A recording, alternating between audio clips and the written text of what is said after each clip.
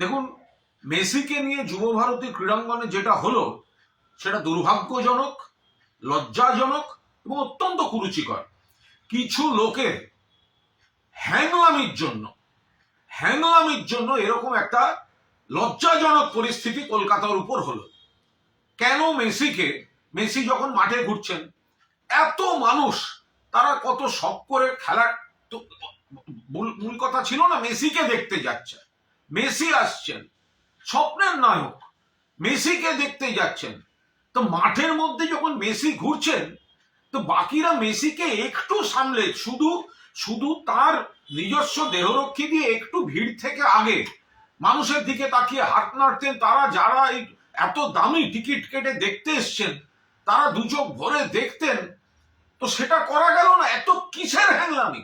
এই কয়েকজনের যে আধিক্যতা দেখছি, এটা কিসের? এটা মেসি দেখা না নিজেকে জাহির করা? এটা কি হ্যাংলামি হলো? ফলে দূরে যারা বসলেন, যারা গ্যালারিতে টাকা দিয়ে গেছেন, ওই ভিড়ের মধ্যে দেখতে পাচ্ছেন না। কোনো পরিকল্পনার মা বাবা নেই।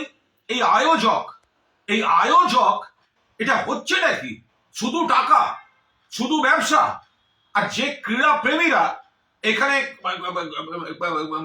গেলেন, পুরো যুব ভারতী ভরিয়ে, অনেক বড় ডার্বিতেও এত লোক হয় না। সে মানুষগুলো কিন্তু সকালে গেছে শুধুমাত্র মেসিকে দেখবে বলে। মনে রাখবেন 2011 খেলা হয়েছিল, মেসি খেলেছিল আর্জেন্টিনা ভেনেজুয়েলা। আমি আর আমার এক সহকর্মী তখন চ্যানেলের প্রসেনজিৎ বক্সি, আমরা কর্নার ফ্ল্যাগের পাশে বসে খেলা দেখছিলাম অ্যাস্ট্রোটার্ফের উপর। আমাদের 12 ফুটের মধ্যে মেসি দাঁড়িয়ে কর্নার নিলেন। গোটা যুব ভারত একটা সিস্টেমে চলেছিল। এটা কি? যারা মাঠের মধ্যে, একটা মানুষ গ্যালারিতে বসে সে কি দেখবে ওই ভিড়ের মধ্যে? কোনো পরিকল্পনা থাকবে না। মাননীয় মুখ্যমন্ত্রী পৌঁছবার আগেই মেসিকে বেরিয়ে যেতে হচ্ছে। জল ছুঁড়েছেন কিছু দর্শক, জল ছোড়াটা হয়তো অন্যায়, উচিত নয়, আলাদা। বাট তাদের ক্ষোভটা কি করে অস্বীকার করবো? যে মানুষটা এত দামি টিকিট কেটে সকালবেলা নীল সাদা জামা পরে মেসিকে দেখবেন বলে গেছেন, তিনি যদি দেখেন দূরে ওই একটা জটলা শুধু ঘুরে বেড়াচ্ছে, এই হ্যাংলাগুলো কারা? এই আয়োজকটা কে? এরা শুধু ওই টাকা তুলে দামি করে নিজেদের টাকাটাকে সুরক্ষিত রেখে অন্য জায়গা থেকে স্টাফদের এনে ঘুরিয়ে দেয়া, ইয়ার্কি মারার জায়গা পায়নি। এদের বিরুদ্ধে ব্যবস্থা নেওয়া উচিত।